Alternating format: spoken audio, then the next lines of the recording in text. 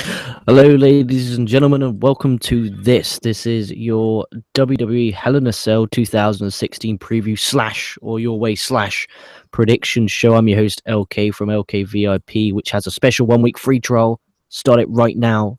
lkvip.podbean.com. Links right in front of you and in the description box below.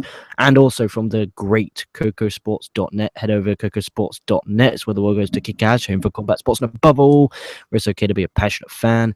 And I'm joined by my partner in crime, Sammy, who's associated and part of both. How are you doing today, Sammy? Better now. Better than I was like 10 minutes ago when I was talking to you, where I thought I was going to die. But that is a subject we maybe not want to bring up on the air. No, let's try not to. So I filmed a TNA review for the VIP members. You filmed a Ring of Honor review for the VIP members. Now we're doing a Hell in a Cell 2016 preview and prediction show right here for KocoSports.net, the YouTube channel. Thank you, Internet Infantry, for listening live. If you are, put in the comments what you think will happen, what you think will take place at the Hell in a Cell pay-per-view. We'll read all the comments and questions that you have later on in the show. But before we're going to break down, Sammy, initial thoughts. What are your thoughts of this upcoming Hell in a Cell pay-per-view this Sunday? Like, pretty much the same with every other WWE pay-per-view. There's a lot that could make this great, and there's a lot that could make it, unless they really mess up, I doubt it's going to be a complete loss, because I do really like Hell in a Cell. But there's plenty enough where they could screw up enough, and I just go, all right. I mean, there's already controversy around the whole thing, but we'll get into that when we start breaking it down. If I'm correct, I will not have the pleasure and privilege of having you on the show with me due to work fucking you over, correct? That is correct. Yeah, I will not be here. I have to work. I don't get off till 8 o'clock, so it's like I still will have enough time to watch it, but not near enough time to be able to catch up to be able to do a review. God's sake. So I'll figure someone else, maybe Ranting, or hopefully, fingers crossed, I can get Ranting or someone else on. Get a stick figure of Koco to use. Just be like, so what do you think, Koco? Well, I think I hated it. New Japan. Ibushi. Yeah, I'm the same. I'm the same as you. I think this could be good. It could be. That could is a major capital could. Like, it's like could. And it could be good, but at the same time, in the back of my mind is it could be so bad, and I don't want it to be bad. Sasha Charlotte, the hype is on you. Please don't let me down. And I've got already controversy around that because Dave Meltzer and a bunch of other people who I do trust to a small extent, are saying that they aren't going to be the main event. That Vince is not okay with them being the main event. So they may not even they're going to tear the house down. I have no doubt about that. But there's a good chance they are not the main event. I've said this from the beginning since they've done this announcing of the pay-per-view with the women. The World Championship should main event every fucking goddamn show. I agree. I didn't even like when SmackDown put it on first. It needs to be the last match. And it's not because we're going to catch a lot of heat for that, saying like, oh, you're just misogynist. Like, no. I think these ladies absolutely deserve a spot. I think it's absolutely fantastic. And if they're going to make them the main event, do like they did with the Sasha, or was it it was Bayley and Sasha Part 2, where they had the Iron Woman match, if you will, where there was no title defense for the title that night because there was the Dusty Tag Team tournament going on. So you didn't supersede the title match with the women's match. So that made the women's match look important enough to be in the main event without taking away the fact that, despite what anyone wants to tell you, the World Heavyweight Championship is the most important thing in that company. Well, I think what you're trying to say is, in shorter terms, is if it's the main event, it's the main event. If it's not built as the main event, just because you want to make history, don't put it as the main event. The only reason they would make it the main event is to make history. Even though that being said, I think the build to Charlotte versus Sasha Banks for this cell had me intrigued a lot. And I can't remember which show, because we do so damn many of these shows. I cannot remember which one, but I said on Tuesday when I wake up, I showed my girlfriend a clip from YouTube of what happened on Raw so she could keep up to date, because obviously pay-per-view she watches with me. And I showed her the Foley promo. That was it. I didn't show anything else. So that means the one I showed her was the promotion of the women's title match. So if it did go on last, maybe I'll give them that. But apart from that, maybe we're just so traditionally scumbags that the world title must main event, or we're traditionally right and the the prestige of the Universal title is already not really there. I mean, it looks like a dirty rug that's been bloodied and battered on the floor. A lot of the hate for the Universal title, though, is already gone away. Like, no one really talks about it looking like shit anymore. I mean, because no one cares about it. That's the problem. No one cares. No one's talking about it. Yeah, and again, I think that's belt saturation with the entire promotion. I think there's just way too many belts going on. But even then, your belt needs to go on less. And like, these ladies are already going to make history because they're doing it in a Hell in a Cell. That, to me, is enough to go, holy shit, that's crazy. I can't wait to see that. They're actually going to put two women in the Hell in a Cell. And especially after that amazing promo that Foley gave to help these two girls out. I'm really excited to see this match. It just doesn't need to be the main event. It doesn't. And as I realized I don't have any notes, so I can put my notes away, thank God. As I'm going off Wikipedia, so if Wikipedia lied, I do apologize. So we're going to start with the pre-show, because someone's got to cover the pre-show on one of these damn things. It was announced on WWE.com. Sadly, there's a 6-man tag with Cedric Alexander, Lindsay Dorado, and Sin Cara versus Tony Nese, Drew Gulak, and I'm not going to say what his first name is because I don't want to slaughter it, Daivari.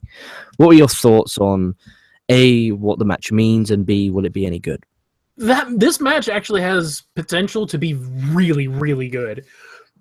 I was pretty much thoroughly impressed by everybody in that ring on this match, either through the CWC or the few people that I saw when I went and saw SmackDown Live, and there were some dark matches with the cruiserweights.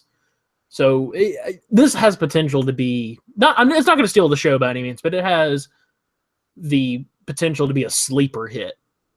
Fun opener. I can see this being a fun opener. Cedric Alexander's my boy. In this cruiserweight division, Cedric Alexander is my favorite cruiserweight right now.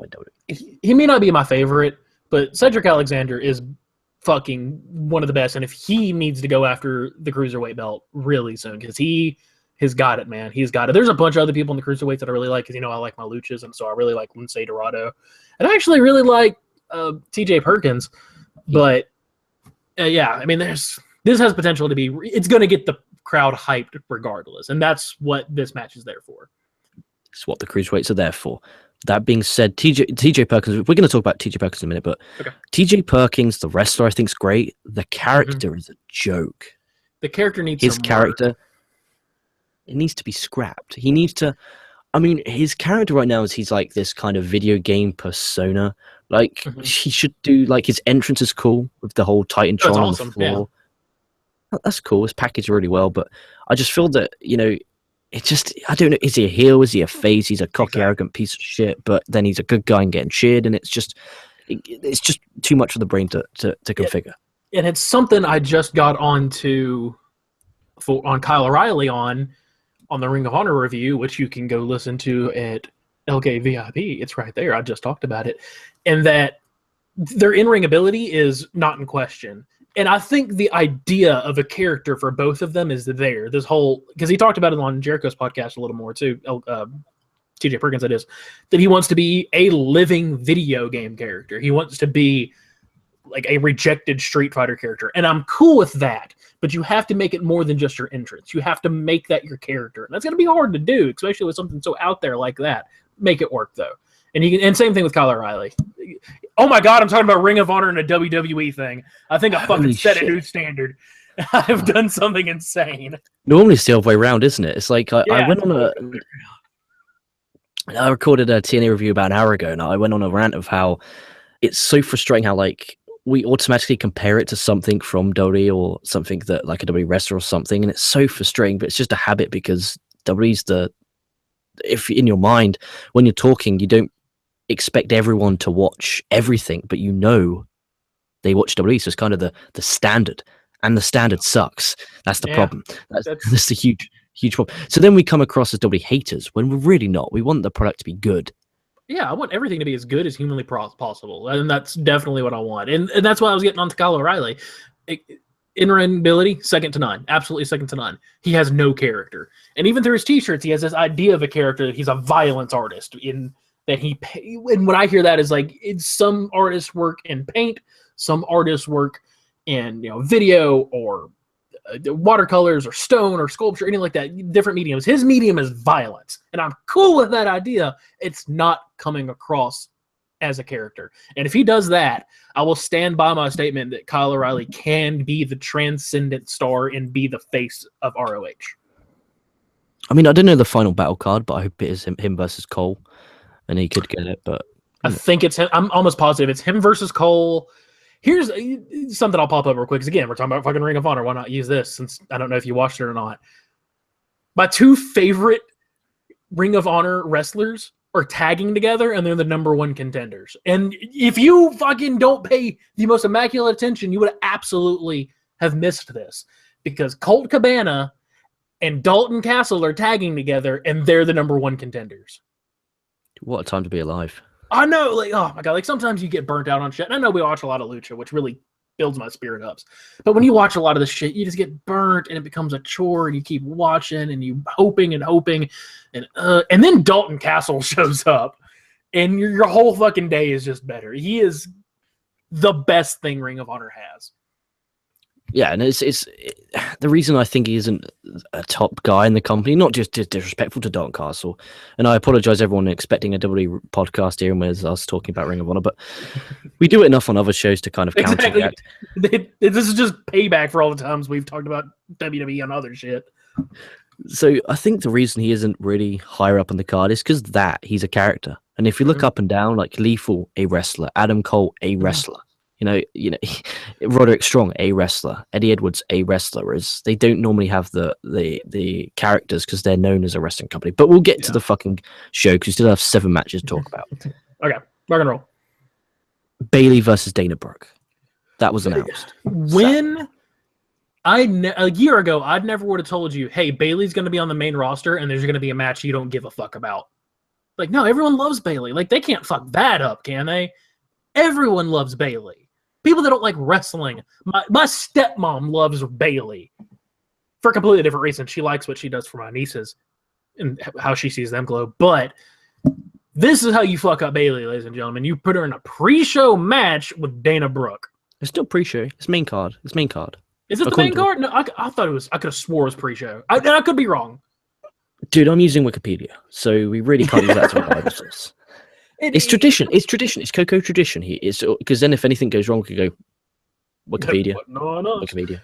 I mean, even if it's main card, this is how you make me not care about Bayley.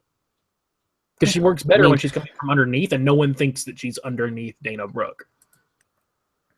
Who in their right mind thought it was a great idea to build this match up by doing a arm wrestling match?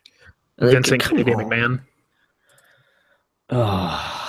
Fuck me. I can't wait till he goes. Not mean goes as in goes. I mean goes as in fucks off, not dies, before anyone sends me fucking hate mail. Again, despite that one guy in the comments at one time, I and LK have talked about this. We were never, ever gonna wish death on another human being for our own fucking entertainment. And as much as we fucking hate on Vince and Kennedy McMahon, I have more respect for that man in the world of professional wrestling.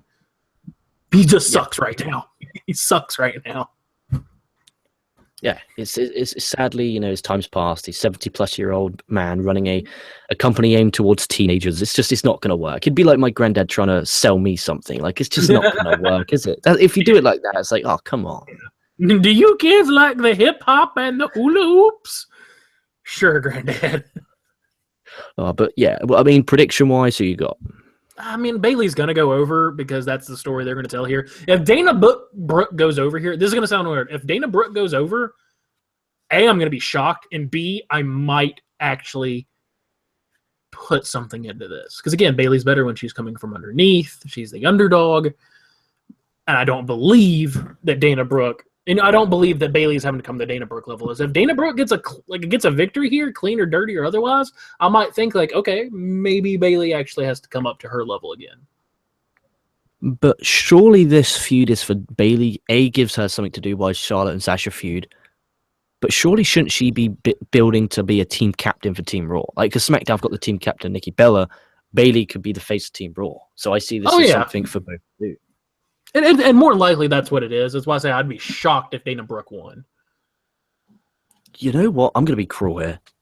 I don't care who wins. I generally don't give a fuck. And If Bayley wins, I don't care. If Dana Brooke wins, I don't care. Speaking of not giving a fuck, Enzo and Cass versus Gallows and Anderson. Gallows and Anderson are going to lose again, and all that millions of dollars in wasted potential is just fucking gone when you have them losing to Enzo and Big Cass. Two guys that fucking talented. This is how bad this match will be heading into the show. Okay, this is how bad. This is how many energy drinks I'm going to have to be able to stay up during this match, because it'll be about 1 a.m. UK time when this match is going on. I'm going to have a black Relentless. I'm going to have a red Relentless Cherry. I'm going to have a yellow Monster Energy. I'm going to have a gigantic Red Bull. And I'm going to have the limited edition blue Rockstar. That's how many... balls are going to explode. There'll be so much taurine in you. You're just going to turn into a bull. The only energy drinks I drink nowadays is Amp has a sugar... Or has a... It's like a sugar-free, but it's like a sugar-free watermelon that's really, really good because I'm still doing this diet thing because I'm fucking, fat and shit. But did I ever tell you about the time, completely off subject, the time the most energy drinks I've drank in 1 week? Oh, yeah, when your piss turned color. Yeah, 2 guys, 48 energy drinks less than a week's, and I pissed Ninja Turtle green. Dude, how many do I do a day? I do 2 a day. Saturdays I don't have any because don't do any shows. So 2 a day plus... Example, I have a giant fucking bottle of Dr. Pepper to get me through the shows. Because I don't have energy drinks whilst I'm on the shows, because then I go loopy. So I just have the fizzy drinks during then. Fizzy drinks. So that's 2 sodas? Fizzy drinks. I like that. Yeah, fizzy drinks. Fizzy. So I go through 12 cans a week. 12 cans a week. That's intense. And that's a lot. That's way more than what you should probably drink. Now double that. And that's how many I did in 1 week. Shit. Damn. I was young and dumb. I was probably maybe a year older than you are now. But let's go on to the next match, because if fucking Enzo and Cass are going to go over here, and they're going to be the big cheerful baby faces, and oh look, I was over them when Gallows and Anderson lost to the New Day 3 times in a row. 3 fucking times in a row. It's just, with this, if Anderson and Gallows wins, I don't care. If Enzo and Cass wins, I don't. Literally, it's my piss break or my top up of a drink break. At least it's not the women this time, so that's progress. Yeah, and that fucking sucks to me because I fucking love Anderson and Gallows. They are not my favorite tag team in the world right now, but that's mainly because of what I just found out in Ring of Honor. But they should be my favorite tag team in the world. Yeah, sad. Or not. I'm not going to waste another second on it. We'll move on. So, tag title match for the Raw tag team titles. You have the New Day defending against Cesaro and Sheamus. I think because New Day are approaching that demolition record, which is sometime in December, I think this is just a filler to get New Day to retain. I don't know if I agree. I'm not going to agree. I genuinely, because they got the clean victory on them on Monday. I think there's a good chance that Sheamus and Cesaro walk out with the belts tonight. Or excuse me, dude, the championships. Oh yeah, Jesus! You nearly got Vince on the phone then. Get me that hangout link. We don't have belts. Give me that fat son of a bitch. You give them credit that they book the pay-per-views weeks in advance. They still haven't written the finishes yet. Fair. Vince doesn't know. Vince forgot this match is taking place. And if I'm correct, the build to this match was that the New Day face Cesaro and Sheamus, the match they want me to pay $9.99 to see. They want me to pay for that match that they gave me 100% completely free on Monday. The exact same match. Yeah, figure that bullshit out. It's like me going, oh yeah, guys, go VIP, and you're going to get exactly the exact same. No new stuff, no nothing new, just exactly the same stuff on there. Come on. Yeah, fucking for real. If this is any other company, you'd be spinning in your grave. Awful, dirty. But I think New Day are going to win because they're just filler heading in. I don't know what they're going to do with Cesaro and Sheamus. I really don't. I don't know. Are they going to turn Sheamus face? Or are they going to turn Cesaro heel? Honestly, as weird as this sounds, I like the idea of Sheamus going face more than I like Cesaro going heel. Cesaro is picking up momentum now. I don't want him to go face. I mean, Sheamus worked pretty well as a face before. So maybe New Day could go a bit heelish and start bragging about the fact that they are close to demolition. That's a good way to turn it, but they're so over right now. I don't know if you Dude, no, they're not. Even they're not. No, they're they not. are. They're not. Dude, people fucking love the New Day. That even if they turn Really? back, oh yeah, dude, they're over. They are over. So they come out, they say the same stick every fucking time. I don't disagree, but Still. you're and I'm gonna say this. It's gonna sound like I'm saying it in a derogatory term, but by all means, I'm not. I'm saying this it with all sincerity. Your standard WWE fan, though, absolutely loves them. And I don't want to say that to sound like we're better than that because we watch all the wrestling. If all you watch is WWE, there's not a damn thing wrong with that. But most your standard people that are going to watch New Day love the New Day still. It's going to, even if you do like the whole, they're a heel, but they still get cheered. Like, you couldn't even do that. No one's going to boo the New Day. I guess you could. I guess you can't really boo them. I think they're just going through the motions now. It's like, oh, go do your stick. You know what to do, guys. Go on, off you go.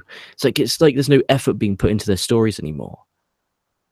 But, no, and we said that's our biggest problem with WWE is there's a lack of effort. Speaking of effort and none put in, we have TJ Perkins defending the cruiserweight title against Brian Kendrick, coming off the most uncomfortable backstage promo I have seen in a long time. Oh, do you remember that?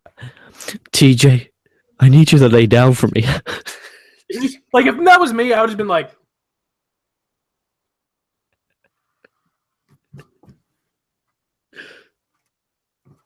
and just slowly move away. Excuse me, sir. This is a PG program. No, that's sorry. That was to it. That was to it. Your old Filipino children, like, you just cannot do that. Which that takes effort. Like. We put effort into that, so that didn't happen. I bet it was like, oh shit, you got a pay-per-view. Just go in the go in the backstage area. Everyone else get out. Just say something. Just something. Just something. Cry. Oh wait, fucking go cry.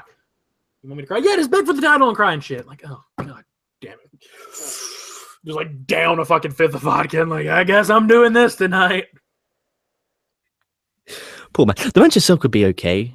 But this is also they had Kendrick lose on Raw clean to Rich Swann. So, but why am I expecting him to beat the cruiserweight champion TJ Perkins when he lost to Swann? Unless they do Kendrick wins and then they do a 3-way with Swann, Perkins, and Kendrick, Swann's which is a possibility. Pretty popular right now too. I would rather it be Cedric than Swann, but Swann definitely with your mainstream audience, mainstream WWE crowd has a little more going for him right now. And I think the world of Swann, I think he's hellaciously talented. That's a good idea. That's very possible that could happen. It's because, they keep building up the story that Kendrick doesn't have a lot of time left. He doesn't have a lot of gas left in the tank. And maybe there's some actual validity to that. And he genuinely doesn't want to keep doing this forever. So maybe they put the strap on him as just like a swan song so he can lose it back to the rest of the CWC. Or TJ Perkins wins, and then Brian Kendrick puts his career on the line, like what they did on SmackDown. That could be great if they do it right, but you're going to have to do it without making it seem like the Miz, Dolph Ziggler story, which would be hard to do. In theory, it already is. He's complaining about, but he's a heel, so it's a bit different. Ziggler was the babyface, Kendrick's the heel. Yeah, it's reversed. Surely that would flip him. That would flip him babyface. It would flip him in essence, wouldn't it? Because the crowd, like you said, a standard, they're just normal human beings. They're like, I don't want to cheer for a guy to lose his career. Yeah, and that's possible. And if you did that right, you could turn Perkins heel after that. And part of me thinks just watching his mannerisms and listening to several interviews with him now, because besides all these fucking podcasts I do, I listen to a lot, and I genuinely think he might feel more comfortable as a heel. Oh, dude, I think that guy's a sack of shit. Like TJ Perkins, not the wrestler, the guy, not the guy. As a human being, just a cocky bastard. As a character, I think he comes across. Yeah. He comes across really cocky, really arrogant, really strange for a babyface. Maybe he doesn't even know he's being. Maybe it's just because of all this dabbing he does, whatever it's called, where he does this thing where he puts his head on his arms. I would not ever do that on a fucking show. I have some dignity and class. You would not think I'm 19 years old, would you? You would. I'm 19 years old. It's 3:25 a.m. in the morning. That's how I know you were 19. Is the time slaughtered? Everyone else is slaughtered on the floor, lying, crying, fucking their way to an early grave. Here's me talking, walking, and getting myself into an early grave. So there is some similarities there, but no. I think the match could be good because I'm not really, my expectations aren't that high, but at the same time, I'm expecting quite a bit because it's cruiserweights, and I'm worried. Delivered every match that's been delivered. It has, and I hope this image just came in my mind. What happens if Kendrick actually lays down? Not Kendrick, sorry, TJP actually lays down. I don't know how I'll react. I genuinely can't say that I'd hate it or I'd love it. If he just laid down and took it, I don't know what to do. Exactly, maybe that's what they're going for. It's like, and then TJP comes out like, Kendrick's my friend. Like, I'm not a douchebag like you think I'm. I'm not arrogant. I'm not cocky. I'm a human being. Crazy fucking sympathy for TJ at that point in time. And then you could have Kendrick be the cocky motherfucker. Like, I beat you for that belt. I could have beaten you whenever I want, but I convinced you to lay down because you're just a gullible asshole. And then boom, heel. Boom. Why are we writing this? Why? God damn it. This is why I get upset, because we come up with these fucking fantastic ideas, and then they're going to come up there and be like, instead of TJ Perkins losing, let's have a man dressed as a rhino come out. And you're just like, I'm going to shoot heroin now. This is going to make me shoot up heroin. But Vince, is nearly Halloween. Why don't we put some horns on him? God damn. You know who I want to see win the fucking Cruiserweight Classic belt? Because I think he could be the most magnificent, smug British heel. That should have answered it right there. Jack Gallagher. Oh, Gallagher. Yeah, I forgot you're a huge Gallagher fan. Oh, dude, he was awesome. He was fucking awesome. I've watched a lot of his stuff lately, and I just could see him being the most arrogant, posh fucking heel of a champion. Like, to go old school William Regal and give him like a valet that like literally does everything for him, Alfred Pennyworth style.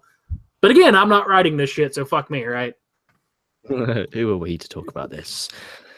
And then we'll start off with the one we don't care about. So we have Roman Reigns versus Rusev in, for some reason, a Hell in a Cell match for the United States Championship and in the 82nd rematch in this rivalry. Yeah, I mean, this match could still be good because Reigns did deliver in the last Hell in a Cell. This is Rusev's first.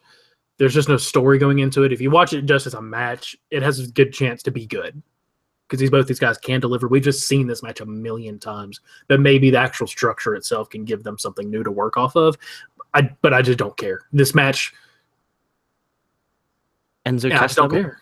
Not that much. I just don't. But it's damn close. I damn near don't care. It's just, I just don't get, like, you just nailed it there. I just don't care who wins. Like, if Reigns wins, I'm angry. If Rusev wins, I'm angry. Not because they won, because the fact that I had to sit through it again. It's fucking horrible. It's hard to watch sometimes. This company's dirty. You said it on, again, I can't remember which one. It was the chore of Raw. It's just when we watch the way we sit down, it's like, I remember I got a Facebook ping today from, I think it was Zachary. I don't want to give the guy's name out in case you don't want it. And it was like, why'd you sit through all the WWE shit? And I put, you eat shit to get shit. Like, as in, you eat shit to get shitters and stuff. And it was like this great analogy. And it's just, when I watch WWE, it just means it's my time to open up and someone just gets a scoop and shovel and just slides it all in there. And it shouldn't be like that. We should be excited for a pay-per-view that we paid for. Like, because I've got the network, and I know you've got the network, so we're paying for this. We should be excited. And it always our little monthly goodie bag, of new live pro wrestling. And it's not. It's like, we're not worried about the talents. We think they're going to be good matches. We're not worried about that. We're more worried about, okay, how are the company going to fuck this up? Not how are the wrestlers going to fuck it up. And that's a damn shame, because it's disrespectful to the wrestlers. It is. It is. Like, I don't think they take the wrestlers into account most of the time. Like, we come on here and we're like, oh, fucking Carl Anderson and Luke Gallows in a match I don't give a shit about. It's not because I don't care about them. It's not that I don't like them. Not that I don't respect them. I love those two. They're great talents.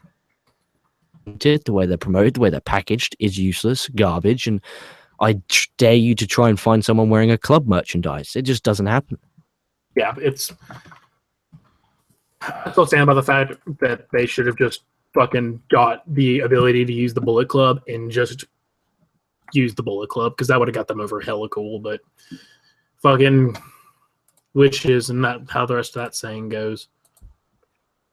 Then we have Sasha Banks versus Charlotte Flair in a Hell in a Cell match. First ever women's Hell in a Cell match for the Raw Women's Championship. Thoughts? But despite what me and LK said earlier about its place on the card, if it is the main event, which does irk me, this match is a very big deal. It is a legitimate big deal, and they've done a pretty damn good job building up to it, and I'm legitimately excited to watch this match. Me too, surprisingly. Like, when I've ran down all the matches now, I'm pretty excited for that. So if it did go on last, but then again, all the times in the past where the match you've been excited for the most wasn't the main event because it wasn't the WWE World Title, the Universal Title, it would be like in the thousands. So just because it's the women, and they're not doing it because it is the main event, they're doing it because they want to make history. There's a huge, huge difference there. Yeah, and I've made the point that I don't like making history for history's sake. I don't. If they would have just said, yeah, they are, and I don't like that either.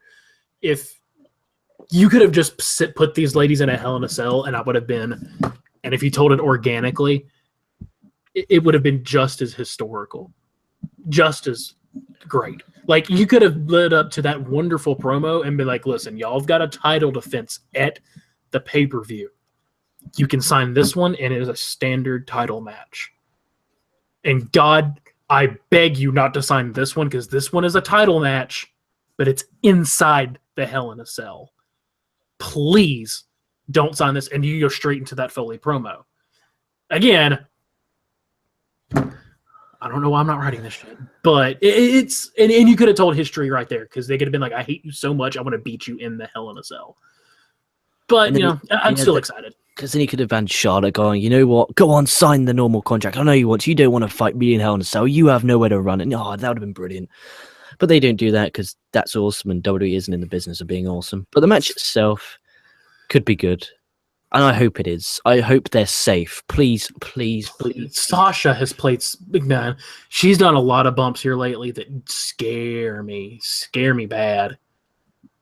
If we can all just lay our hands together, pray that nothing serious will happen to these women, and if they do, Terry Funk, please take care of them. I don't want to see an injury. I don't want to see a serious injury. I don't want to see, because I was saying this to, I can't remember, it was someone, I think it might have been at work, or it might have been someone I know that was a female. They were like, why is it such a big deal in wrestling? Or it might have been on Twitter, I don't care. It was, why is it such a big deal in wrestling that the women are main event? Equal rights, equal fights. I'm like, yeah, okay, I get that. Ronda Rousey, etc. But I use the term like, they're future mums. Like, with dads, it's okay because they can get beaten up, bruised, and brutalized. It's different. They're dads. These are future women who are going to have a child potentially inside their bodies. A child. And I don't want that body to be like fucked up. These future mums, you know, it sounds horrible, but that's why I don't like intergender. Like, I just don't like it. And me and Booms talked about that on the Lucha Underground. And it bothers me. It doesn't bother me as quite as much as it does you in Lucha Underground, because they've set up their own universe there. But I'm right there with you. I just don't like seeing that. And I hope none of these people get injured in any match, ever of all time. But the Hell in a Cell is a structure into itself that is scary. And I've never seen women inside a Hell in a Cell, so it makes me even that much more worried. And both these girls are known for taking bumps that, you know, they're taking a lot of shit off that bump card way early. You know what we just did? We just made the Cell look more destruction, look more scary than what W did on Monday night. Point to case. You have to go out there, you have to be serious and say, look, we're not fucking around here. People, you know, have lost their careers. They've lost ears. They've lost shit in that Cell. Foley didn't lose his ear in the Cell, but Foley's tooth went through the roof of his mouth and came out his nose. If that's me, the video packages I would have done to kick off Raw, saying this could be this Kevin Owens is the last time you'll see Kevin Owens as you know him now, because he'll be a different man next Monday on Raw. So make the most of it. I like that a lot. I like that idea a lot. And to Kevin Owens' credit, he did do a promo, yeah. As good of a promo as was allowed him going into this. So that's a good slide into Kevin Owens Rollins. They did heel heat heading into the pay-per-view, which I hope doesn't allude to Seth Rollins winning the belt. But I'm torn. Part of me wants Rollins to, the fan in me wants Seth Rollins to win. The podcaster in me wants Kevin Owens to win because that makes sense. But the fan in me is like, fuck it, I want my boy Seth Rollins to win because your boy's Kevin Owens, my boy's Seth Rollins. Is kind of a bit of competition. My guy's the world champion. Fuck you. It's all bragging rights. I'm a huge Rollins fan. And Rollins is amazing. And were he wrestling anybody else, I would be pulling for Rollins. Literally anybody else on the roster outside of 2 people. And he already hurt one of those people, Finn Balor and Kevin Owens. He could wrestle anybody else, and I'm Rollins all day long because he is that talented and that much of a transcendent star at this point in time. But Kevin Owens, and I have like this weird spiritual connection with Kevin Owens. We're both chubby, we're both dads, we're both bearded, and he's doing everything I wanted to do. And I mean, I'll go ahead and be so bold as to say this. This is the match that's probably going to tear the house down. Yes. And it should. It does. Again, be careful. Pray. I love that we didn't pray during the Reigns and Rusev match. Pray that these two will be okay and safe. And obviously, I want them to. It's really tough because I want them to be safe and just play it safe. But at the same time, I really want them to risk it. And both of these guys are smart enough. Yeah, it's a hard feeling. It's hard. Both of these guys are smart enough, and until even with Rollins getting hurt, that they will take a big nasty pump or big nasty thing on their bump card, but they do it very, very sparingly. And when they do it, they make it count. Yes. Kevin Owens took a suplex on top of a fucking ladder. That's nasty, but he took it one time and he made it count. That's a bump you remember. Seth Rollins fell off the side of a Hell in a Cell onto the announce table with Dean Ambrose. Scary, absolutely. And I'm sure it didn't fucking feel good, but that's bumps you remember, which is the biggest problem with the indies. They take too many bumps that you don't remember, and they're just for the spur of the moment. So these guys are probably going to do something that's going to make us cringe. There's no doubt in my mind. Just do it. They're going to do it safely, and they're going to do it in a way that is memorable, because you've got to remember when somebody puts their body on the lines, not that they just did it. Agreed. That's a great point. And I don't want to come on Hell in a Cell review and say, look, he's hurt himself. And as like we're talking about it, imagine being the owner. We've taken the piss out of him, but imagine being Vince. Like, shit, my 6 top guys from Raw are about to go in a cell. All 6 could come out injured and be inactive. What happens if all 6 hurt themselves? Like, see, the chances are very unlikely. But even if one of them hurt themselves, what happens if one of the champions hurt themselves? You don't know what's going to happen inside that cell. And again, we've put the cell over better than WWE did on Monday night. Mm-hmm. Yeah, for the last several Monday nights. I got a legitimate question for you to play off of that, though, because this is my theory. What do you think is the genuinely, not kayfabe, but the genuinely more dangerous, destructive structure? Hell in a Cell or Elimination Chamber? It depends, though, because Cell you can actually get out of. Mm-hmm. And they've got out of it before, and it's a lot taller. So if you're taking anything off the top, moron. But with the chamber, I don't like those black gimmicks on the floor. I cringe every fucking time I see them. Oh, do you know on the outside? Because there's the pods, and that's dude, they cringe me the fuck. The noise they make. I don't know what it's made of, but damn, it's metal, man. It's just fucking welded metal. Bless their cotton socks for going out there and risking their lives for us, and bless your cotton socks for sitting there and listening to our KocoSports Hell in a Cell 2016 preview and prediction show. Bless your cotton socks. Go sign up for VIP for 99 pence per month. And if you're not convinced, like, okay, I'm tempted. 1 week free trial. Okay, 1 week free trial. If you don't like it, cancel. You will not be charged. 110% guarantee, promise. And if you do get charged, tell me, and I'll get in contact with Podbean and they'll sort it out. It's Podbean. It's a worldwide famous network. They will know how to fucking sort it out. So trust me, go over there right now, start your 1 week free trial. TNA review, Ring of Honor review, I did a Lucha review, NXT review, me and Sammy did a SmackDown versus Raw, we do Lucha Elite, we did What did we also do? You did a Ring of Honor. Monday Night Wars is every Sunday, where we compare Nitro to Raw, starting from January the 5th, 98. It's so much content on there, so check it out. And even if you're like, I don't know, I'll give it a watch. Just 1 week free. If you don't like it, just cancel. Just cancel it. You've given it a try, and you can move on with your life. Also, make sure you check out the merchandise store. Sammy's got some new merch. I've got some new merch up. Going to sort some merch out for the rest of the team. Also, we have KocoSports.net, which is being updated by our boy Jerry. So, Jerry, good job with updating the site, looking all slicky wiki. Also, check out Dave Koco's book, Operation Freakshow. I have myself the Kindle version. Boom Boom has the hard paperback copy. Have you got any version yet, Sammy, or are you yet to jump on that train? I do have mine, but it is all the way upstairs because I'm currently reading it. He's in the middle of reading. Oh, dude, first chapter killed me. First chapter killed me. It was rough. Oh. It was rough. Dude, that was rough's generous. So check that out. That's all these links are. All the links are in the description box. KocoSports.net. Like, comment, subscribe. Stay safe. Stay well. We'll be catching. Oh, live comments. Douche. I apologize, Sammy. Go. Oh shit! I will do a few live comments. Let's see here. So Sammy Ole.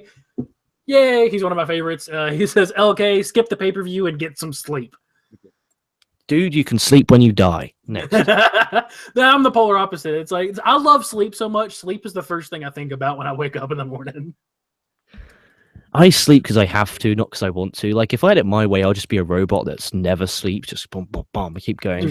See, I would just go into like bear hibernation in the winter. It's just wake up all scruffy and shit. And it'd be great. Okay. Sadie J, who said some very kind words a couple of days ago. She says, "Whoa at both of you. 48 energy drinks. Damn. I was once young and dumb, and we decided it was a good idea for two people to drink 48 energy drinks. And the fact that my heart didn't explode is it should baffle science. Like, if you would have taken a blood test on me over there, it just probably would have been taurine, just pure taurine." She also says, "LK, you are awesome." If I am as awesome as you think, check out the VIP. It's only 99 pence per month. 1 week free trial. If you don't like it, cancel anytime. She goes on to say, let me move this back over here. I said, both of you are. It is a scary thing about the damage the women are taking, but at least they are pros and prepared themselves the best way they can to avoid major injury. And that is true. Maybe that's true. A thing we didn't give them, is they aren't going to go into this blind. I'm sure both of them have been training very specifically for this structure. And just in case, and I doubt it, but just in case, if there's anybody here that isn't familiar with what Hell in a Cell is, think of a cage match, which we all know what a cage match is, except it's about, 15 feet taller and enclosed. It is a mammoth destruction. It's horrific, some of the things that little bitty element adds to this, and you cannot escape it. You're in theory, it's enclosed. So just in case, for some strange reason, you don't know what it is. Sammy Ole says they are going to shorten their career for a $9.99 pay-per-view. I mean, I get what you're trying to say, brother. I absolutely, completely get what you're trying to say. But you could say the same thing about any match on any pay-per-view at any point in time. Anything could go wrong at any time in the world. If you don't believe me, go, and it's hard to watch. Go watch the small clip of Hayabusa from 2001 where he went off the ropes and completely paralyzed himself instantly. No thanks. Instantly. It is. I can't watch stuff like that.